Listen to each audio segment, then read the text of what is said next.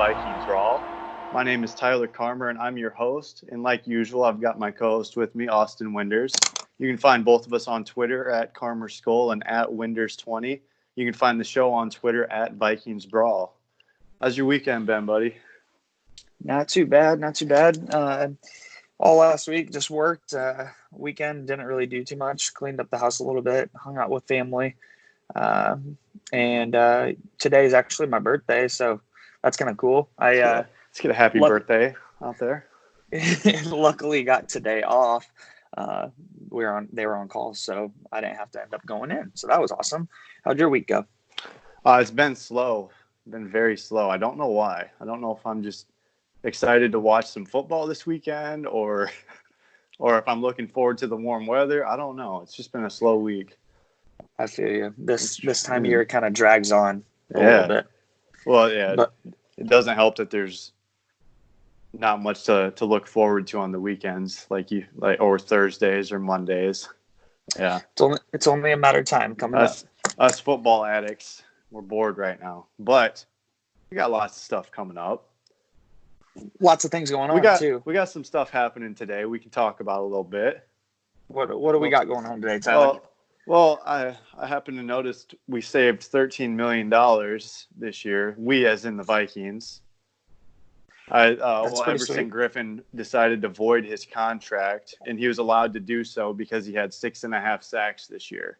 He needed 6 of them to void it. That was his player option, and so he did it. And I think that works for him and for the Vikings because it saves the Vikings $13 million, and Everson had virtually no guaranteed money. And so, for sure. Yeah, that definitely works out in our favor. If I'm right, and we were talking about it last week, we're what, about 10 million negative in cap. That puts us positive finally. Still not a lot of room to work with, but we're in the right direction. And that's awesome. So, yeah, I'm not sure if he's going to come back for if they're trying to get him back for a team friendly deal or if this was the final thanks for everything, Everson. But best of luck on your next endeavor. I'm not really sure. You'd think they'd want him back, but he's not getting younger. If we could find a way to restructure his deal in a way. With a nice team-friendly contract, I'd take him back. But if not, like we were talking, we just don't have the room for it, and we have I wouldn't be sad if they went a little younger. Everson is still a monster. He's got the Dwight Freeney spin move down, and for sure, yeah, he played good. One thing I think when it comes to our defensive line in general, it always seems like it does pretty solid, no matter who we have at what position, when they're, obviously it helps to have all of our guys healthy. But even when guys aren't healthy and we're plugging and playing younger guys, it tends to work out pretty well. But I think that just has something to say with Zimmer's coaching style and how good the team is defensively with coaching up young guys. So I wouldn't be too upset potentially going in that direction. Big shout out to Andre Patterson. Big shout out, the D-line coach. He's one of, if not the best in the business, responsible for got all the way from John Randall to Danielle Hunter. He's someone to not be taken for granted. And so Another person I was going to mention that I don't know if his snaps went down as the year went on, but Stephon Weatherly. Yeah, Stephen Weatherly, not Stephon. Stephen Weatherly. Stephen Weatherly. Sorry, Stephon's a popular name right now. That's for later, though. Stephen Weatherly, because when Everson was going through stuff the year before, he stepped in and was a beast. But this year he kind of dropped off a little bit. Right, and I don't know. I mean, obviously, when it comes to Zimmer, I trust everything that it is that he has to say. Weatherly did pretty solid though when he was stepping in. So I don't know if it was something that they just saw in practices or what it was. But maybe they're wanting to move in a different direction in general. There's a lot of openings coming up, whether that be free agency and or in the draft, to be able to get some younger good D linemen. So I think this whole defense is going to look. I think there's going to be half the starters are going to be different this year. Yeah, I mean, it's one of those things as a Minnesota Vikings fan. I think at least myself, I've gotten used to just being very average, and constantly not getting way better or way worse. With Yeah. that, by saying that, we basically just try and make the safe moves and not do anything that's going to throw our team way off. And this is the perfect situation to be able to just do something. Our team can go any direction at this point. It could be good, it could be bad, but that's one of those situations that you take advantage of. And if you're right, that's a really good gamble, and that could, who knows, potentially win us a Super Bowl one day. So Yeah. And I was looking at some names that they could spend. Like if they were to, make some moves, free up some money, some names that they could look at to replace the production from Everson. And there's not a whole lot in this free agent class. Like the couple of names that came to mind were like Yannick Ngakoue. He's going to demand huge money though on the free agent market. Jerron Reed, he's one of the like second tier free agents that so he's someone that'd be a little more realistic. And then Sure. Eric Armstead, but I don't think he's going to leave San Francisco. I wouldn't. Yeah, I don't think he would leave San Francisco either. But I think if they wanted to sign someone like that they're going to have to cut more players on the D line, and specifically Linval. It's like, would you do that? Would you cut Linval to sign an edge rusher that was a little more premier? I was just about to ask, because with Everson, he's saving us $13.5 million. So is it something where we want a contract similar to that in that level of play, or do we think we can get the same type of level of play out of a smaller contract? With Linval, if it was going to be a thing that we thought that we wanted to go for one of the premier younger edge rushers, if we could somehow get Armstead or something like that, I would be okay with dumping Linval. That saves us like $10.5 million right there. So that's almost a whole nother player in itself. Let me tell you an ideal situation in my head for this. So we cut Everson, or not cut Everson. He voided his contract. That's $13.9 million we saved. Okay, then you cut Linval. Thank him for what he's done, but he's getting old. His body's a little, beat up. Save $10 million from him. Okay, then you sign a guy like Armstead or Ngakoue, who's a young premier pass rusher, and then you make a move in the draft to draft someone like Javon Kinlaw, an interior guy that could just wreak havoc with the edge rushers. And then you got people like Jaleel Johnson or even Hercules. He's still, I don't think he's ready to start, but rotational guys like that could be next to Kinlaw. And that would change the dynamic of the D line. That would be a lot different than where we're currently at right now. But I think that would be great. Having Neil Hunter on the outside there, that's a huge presence already. You see teams there are some teams that really get the job done with one premier pass rusher on the line, And so with the style of defense that we run, it's a very like help defense. Being able to fill a position with a younger guy in the draft, if you can just get the right pieces around him, I think it'll work out in the long run. Mm-hmm. Yeah, I'm with you. And the main reason I say that is because I've been very upset with our backfield and our D backs for so long that I think I'm ready to be able to just say, yes, you need trenches guys. Those are the guys that kind of get it done. But maybe try something a little different. Maybe go younger there and try and get a premier cornerback, especially if we go in, we can drop a little bit more cap at the cornerback position. See, I'm a little bit on the other side of that. I think the faster the edge rushers and the D line gets to the quarterback, the less the corners have to cover. So ideally you'd spend money and build your D line so your corners don't have to cover as long. Right. And honestly, that can be done still by dropping Everson Griffin and Linval Joseph both. That's saving you almost $25 million right there. Mm-hmm. So then we can go out and get that younger edge rusher, and then we can go and we can draft an interior defensive lineman. And there's still a lot of money left there. Yes. And then with that, you can also go and take our cornerback positions. And we've been saying it for weeks. And I think it's almost inevitable at this point with Xavier Rhodes, with the cap that he's taken up. I don't think we can keep him, and I don't think he's in the future plans. He's getting older.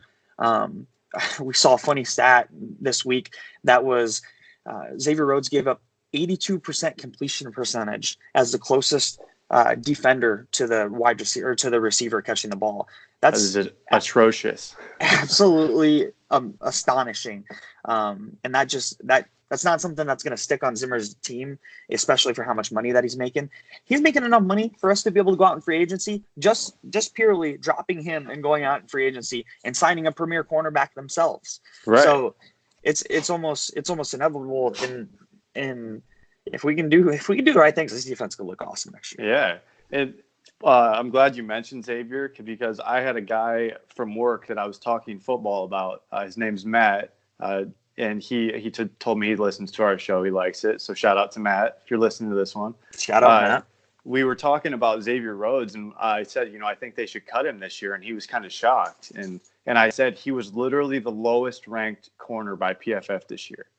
And he's like, how low was he? Thinking I was kind of joking, saying lowest. No, like literally lowest. The lowest. And he'd mentioned how 2017 he was like undoubtedly the number one corner in the league. 2018 shut down, and he's like, what happened? It's like, I don't, besides him being in his own head, I don't have an answer. I don't know. Yeah, there's that seems like the one thing that certain players just can't get over sometimes is once you get down on yourself, it's hard to get back up to the point where you want to be at. And like we said, he's just getting older. And Minnesota we have a problem with this. We're very fascinated with our players. We love our players. We get to know our players. It's just, I don't know if it's Minnesota, kind of smaller, Midwest, homey, but our team just really hates getting rid of guys that we've had. I mean, we saw it with Teddy, we saw it with Adrian Peterson. It happens. And I know every team's probably like that, but it's one of those things. Roads closed. He was our guy for so many years now. But it's a business, and you got to move on. And we want this team to be good in the future. We want to win a Super Bowl. We haven't won a Super Bowl. We need it. We need it. And you can't have mediocre play out of dudes that are making top tier money. That's just how it is. Doesn't work. Everson's gone. He might come back, but right now he's gone. Linval's 10 more million. Xavier's 12 million. So you got that much money that you could spend on a good pass rusher. You could go sign a guy like Bradley Roby. Maybe not him. Like, he might not command as much money as like Byron Jones, because he's your number one free agent corner, but he'll get good money. But if you say you have him, you re-sign Waynes, and then you have Mike Hughes still, that's a really good backfield. And then you would still have money to throw at Anthony Harris. Or throw a curveball and you sign Jaron Kearse to start next to Harrison Smith. Save a little money, but you have a 6'5", Swiss Army knife that can play nickel, play linebacker. I'm just throwing ideas out there. No, and I think that's funny that you say that, because I was just about to say something about Anthony Harris. I've been just looking and talking about him the last couple of weeks. What we think we want to keep him. But ideal. Ideal. But from what it looks like, it kind of just seems like that position is so necessary and looked at in the league, that he's somebody who's going to be kind of wanted, and he's going to get paid. Mm-hmm. It just depends on where he's going to get paid at. Yep. As the Vikings, I don't know if we're just a frugal team. I don't know if we're going to pay a guy top tier money that he wants at that position, especially when we have a first round pick. From everything kind of I've been seeing, everybody wants Antoine Winfield Jr. And if we were to take him with that first round pick, I don't know, maybe if somehow he slid to the second round, just getting him in general, we could save ourselves $8-9 million. So absolutely. And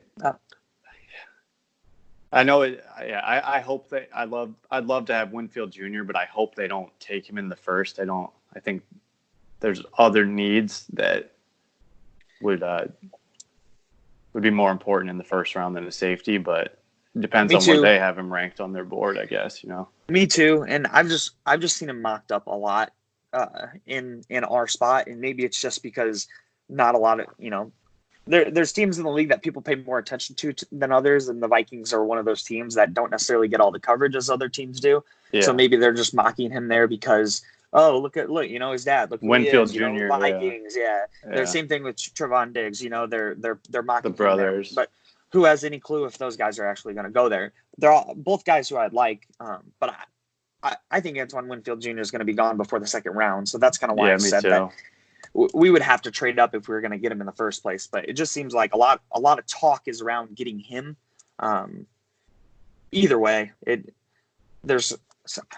it's funny because we talk about it every single week, and my mindset changes every week as to what we're going to do. We don't know what they're going to do in the first round. And it changes every week with like last week, we wouldn't be talking about signing Harris as much because there was still a $13.9 million cap hit with Everson Griffin. So I'm sure if next week we hear that Everson was re-signed for half the money, we'll be like, okay, now how do we reallocate money to save who we want? Who are we cutting? Rick, when are you going to start doing it so we can talk about it? Exactly. But luckily we have the combine coming up on the 23rd, and then the on-field stuff starts the 27th. So we'll get to watch that stuff. And I'm guessing as like usual, when teams are at the combine, there's a lot of talking that goes on between GMs and trades, and all this stuff happens. So who knows? We could see a surprise happen during the combine.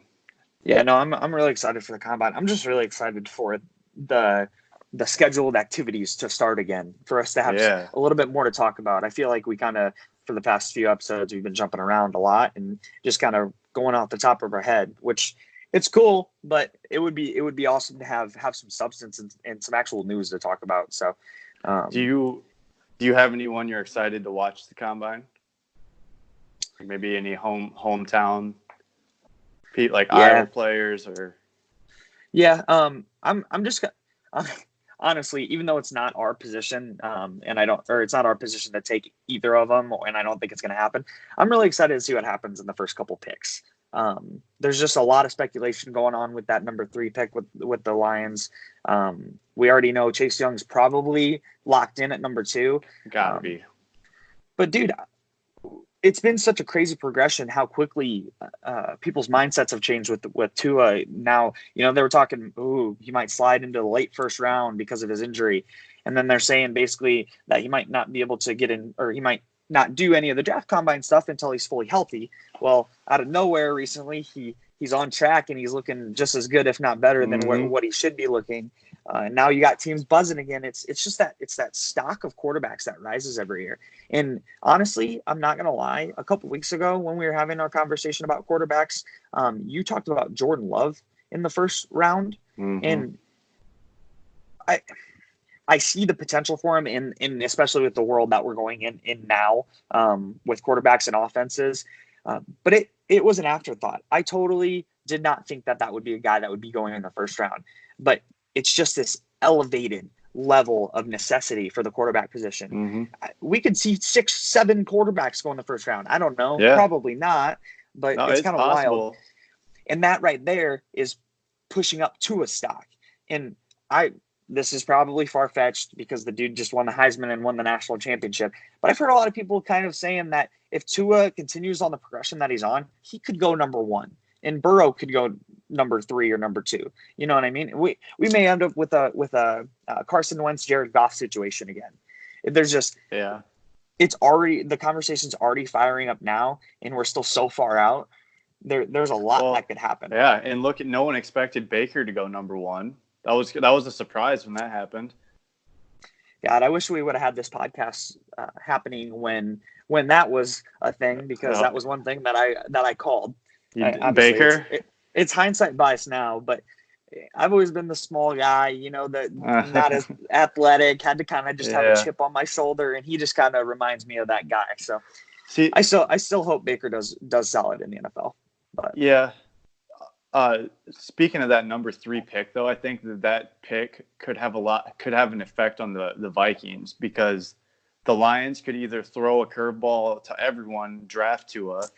They could be dumb, trade Darius Slay, and then draft a corner out of Ohio State, which I could totally see happening. Or they could accept a trade from a team like the Chargers or someone else, or the Colts, that want a quarterback, and end up with 2 first-round picks and 4 seconds for the next 2 years, and that would affect the whole NFC North. So Absolutely. I'm with you on being excited for these picks, because we have no clue what the heck's going to happen. Yeah, no, and I didn't really think about it that way either. That's totally career defining for the Detroit Lions for the next 5-10 years. Yeah. So that's Patricia's job. Yeah, it's crazy. He could either run the bus into the wall or take it above and beyond, because that team, I mean, they're set up for success if it's just done the right way. Oh yeah, a good defensive-minded coach, which doesn't always work, but sometimes. But if they end up drafting Tua at number 3, that is defining for us, because I don't want to see that guy 2 times a year. No, me either. Absolutely not.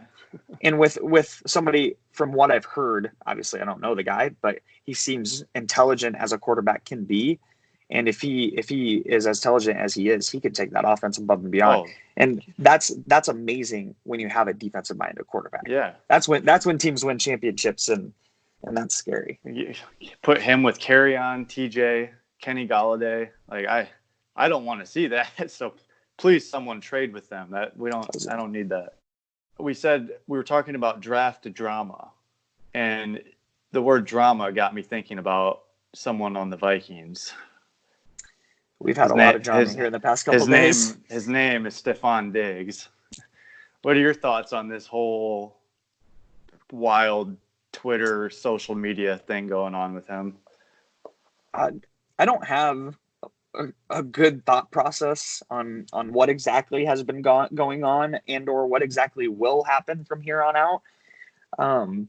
It seems like for the past, I don't know, year and a half, almost honestly, since he signed a contract a couple years ago, recently, but it seems like ever since Diggs signed a contract, all of a sudden other fans and people out in the NFL community are kind of taking everything that Stefon Diggs as a human, on whether it be on social media or just in person, and kind of construing it in a way that's going to make it seem like he's not going to be a Minnesota Viking. And it's been happening for forever. We've kind of just pushed it to the back burner for a long time. We're used to it.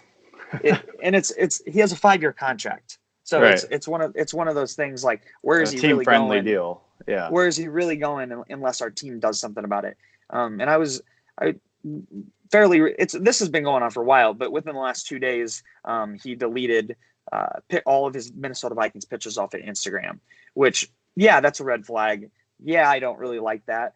But knowing Stefon Diggs, this dude's a fashion dude. He loves appeal. He loves look. He likes how he looks. Yeah, he likes that. And one of those things from just looking at social media and stuff, having football in the middle of all your awesome clothing and style choices can probably throw it off. So maybe he's just somebody who wanted to delete those and get those out of there and make his profile more of a modeling or more of a fashion style Instagram. Mm-hmm.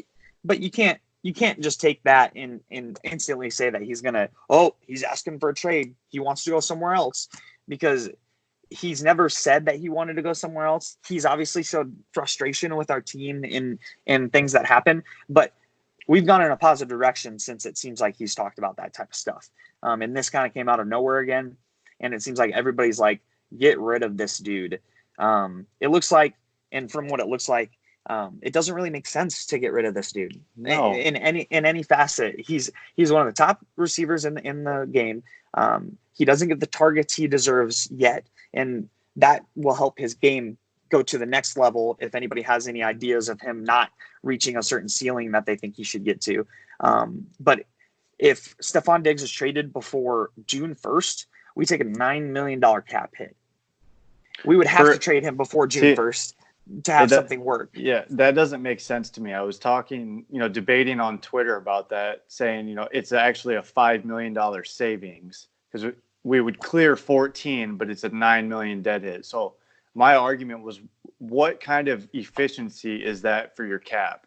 If you trade the best receiver on your team, who is 25, I believe, on a under contract through 2023, extremely friendly deal, but good for both parties, to save $5 million. And your wide receiver too, who's elite, Thielen, no doubt, but he's almost 29. Like, receivers start regressing, then. I don't even get why anyone would want to do this. Yeah, and I might stir up some feathers in the Vikings community with this, but with the whole Stephon Diggs, Adam Thielen thing, Adam Thielen is not Stephon Diggs. I don't know if people don't understand that or what, but Adam Thielen's a great competitor and a great football player, and he's made a name for himself in every way that he can. But he has hit his ceiling. There's nowhere else for that guy to go.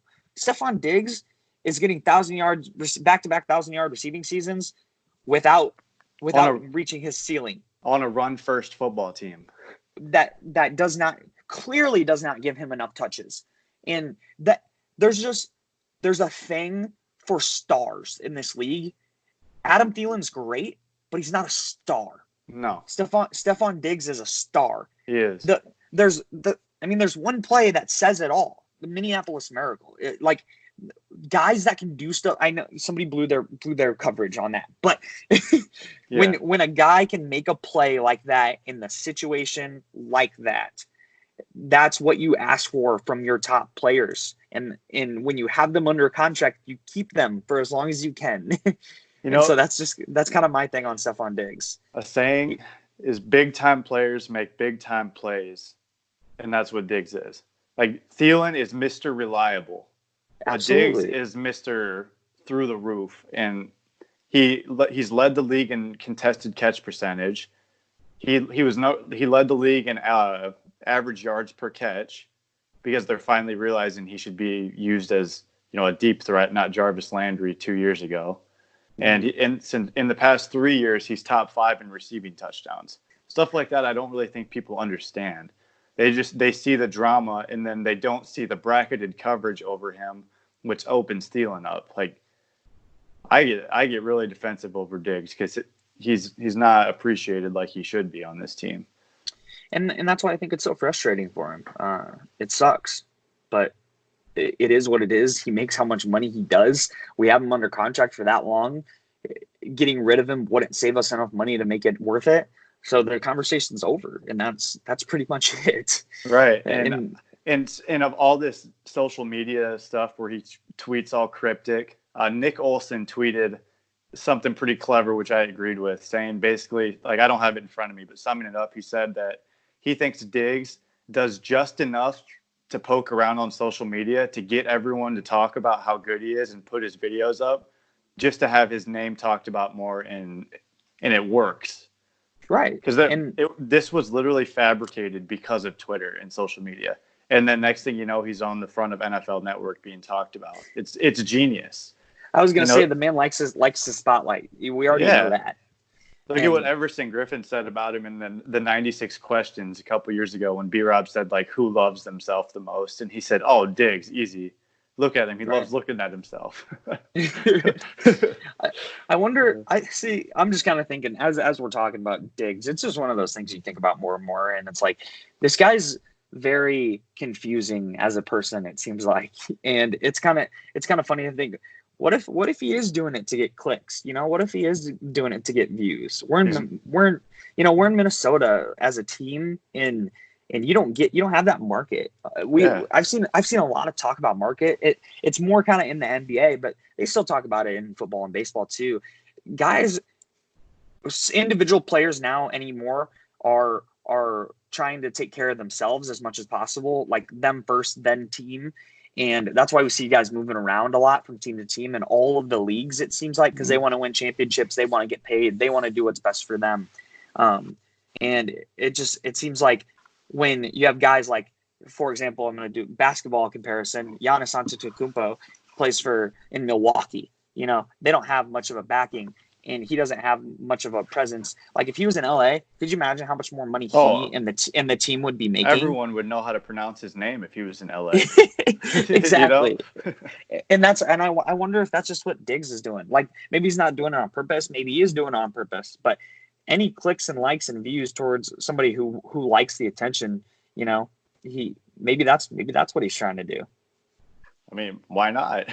I was gonna say if it makes you more money, if you can build your personal brand as big as you can. And that's the thing. Who's talking about him? Nobody that lives in Minnesota or Midwest. It's everybody who lives in the towns that wants to pick him up. Yeah. Yeah. I don't know why, but the Redskins have this huge fascination with him. The Redskins Twitter community is obsessed with trading for Stephon Diggs. Like they have enough to do that with, but it's because that's where those boys are from, that DC area up in Maryland. And I'm glad you said the Redskins. Someone replied to one of a tweet about him the other day saying that they should send Minnesota next year second for Diggs. That'll get him. Are you kidding me? That's what we got? Get Diggs? Yeah, no. It would take a lot to get Diggs right now. I mean, especially if you're taking basically his whole contract for a cap hit. You know what I mean? It's you would need 2 firsts. It's a dumb conversation. It'd have to be like Miami, giving like the 16th and 26th pick, like for them to seriously consider it. And I don't then. Who are you going to draft that's better than Diggs right now? No one. I was going to say the only thing that you got going for you is this is potentially the number 1 or number 2 wide receiver draft class in NFL history. No doubt. But Byron talked about this in week 1 or week 2.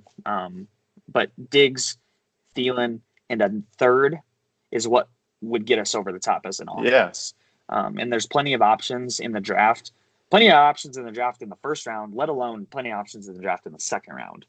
There's just so many receivers, and it's stacked so deep. One of those guys has to drop to us. Henry Ruggs. That is you like him? He's going to run faster than Tyreek Hill, and he played for Coach Saban. Like I talked about him a couple weeks ago. Yeah. Man. He's special, and those guys do well. The overshadowed guys do well. Yeah. You know what happened with Jarvis Landry when he came into the league? Nobody heard a thing about him. You know? Everyone knew OBJ, not the other guy. But it just those when you see a guy with your eyes and you can see the things that he does, it doesn't matter how much playing time they have. It doesn't matter how many stats they have. If they got it, they got it. And Henry Ruggs got it. Imagine Diggs and Thielen with Cook for a play action, and then you have a guy on the field that can run a 4-2 or a 4-3, and Chris Sprouts. Like how do you defend that? Yeah, the best you could do is sack the quarterback, and if you with play action, hopefully you're helping Kirk in that. Yeah, for sure. Right now we have 2 crossing route / slot receivers basically running every deep route that we have on our team because all our deep route threats on our team either can't catch or aren't fast enough.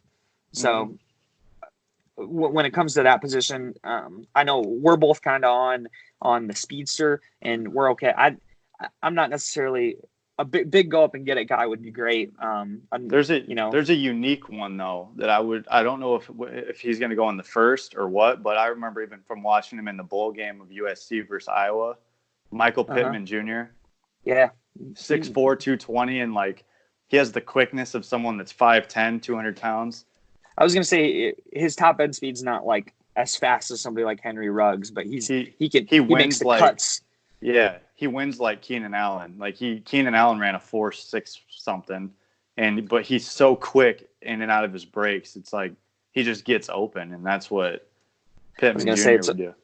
It's almost like a poor man's Michael Thomas in a sense. Yeah, you never know. Almost. Man.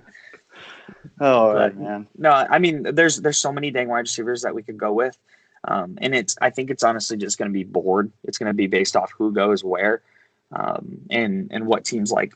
I think wide receiver is probably the most stacked position in the draft. Easily. So they're gonna snag one. I just hope it's before day 3.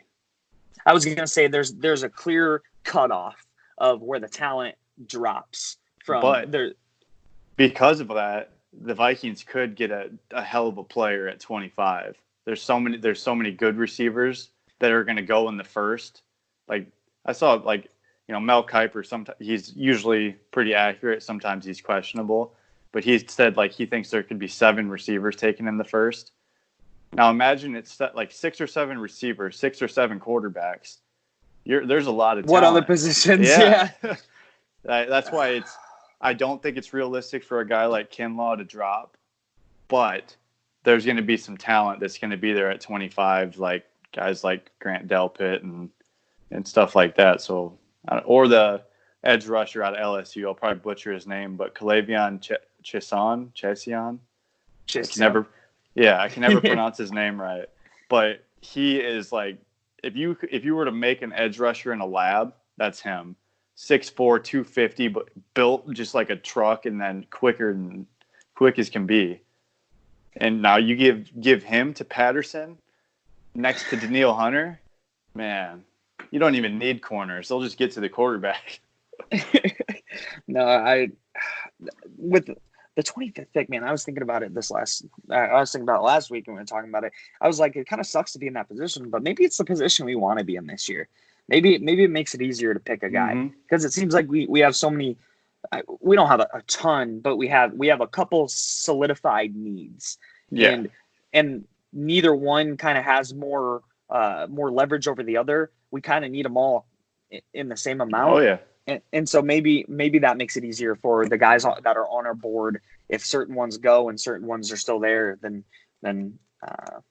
we'll get who we want. But because I personally, I feel like the attractive picks are corner and wide receiver, but I feel like the safer picks are going to be like the D linemen and offensive linemen and everything like that. So and there could even be like an elite O lineman that drops. I've heard there's some linemen that are kind of being put under the microscope right now, and it's making them slide. I don't remember his name. From Georgia, is it Thomas? I want to say. I believe his last name Thomas. I don't remember his first name though. I thought he'd be long gone, so I haven't got to really study him much. But they're saying that he's could drop to the end of the first because of medicals. Yeah, and I wouldn't be opposed to going line or offensive or defensive line. I honestly think that's what we should go. Just have to talk. We talk about it so much, and we each talk about all the guys that could fill these positions, whether it be in the draft or free agency.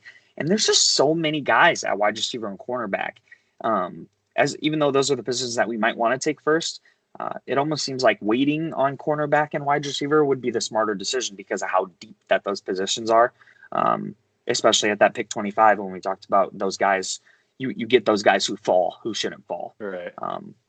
Like the Grant Delpits. That would be fun. But yeah. No, and I mean, sorry. We were talking about Stephon Diggs earlier, and this might play into that factor as well. Who knows? Maybe they actually do want to trade him, and maybe they end up trading him before June 1st. We wouldn't be drafting Trevon Diggs, but from what it seems like, if that's a guy that we like there, I mean, Trevon Diggs, as much as people want to say they're probably only wanting to pick him because his brother's on the team, like we were saying earlier. He has everything we need for that position, and he's projected to go around the spot that we're going to take him. Mm-hmm. So he's definitely a very viable option for somebody that we could take, and he fits the scheme well. He's got ball skills, he's quick, and he's a physical D-back. I know he needs to hone his tackling a little bit, but those are the type of things that you have an NFL type coach like Mike Zimmer and that whole that whole Viking staff to teach. That's the DB guru. Trey Waynes. I mean, he's not the greatest in the world, but that man struggled a lot with tackling in his first couple of years. And he's come a long way. A long way. So Trevon Diggs kind of reminds me in that sense. Obviously not as fast, but yeah. And I was going to say, speaking of the combine, so coming up I will have a buddy, Jordan Reed, joining us after the combine because he will be there working. So it'll be exciting to have him come on the show in a couple weeks and kind of spill some combine knowledge to us and to everyone. And then around the same time, we're going to have Arizona State running back Eno Benjamin on the show to talk in football process leading up to the combine, what the combine was like. What he's kind of hoping for in the draft, and kind of get inside the mind of an elite college running back. So that should be fun. That's gonna be awesome. And then next week we will have Byron back on the show, just like back to your regularly scheduled program, and get some more stories out of him, and we'll all be getting ready to gear up to talk combine after that. So thanks for listening, everyone. A little longer show than we anticipated, but it's easy to start rambling Vikings when you get in a groove, So we will be back next week. Peace. Thanks, guys.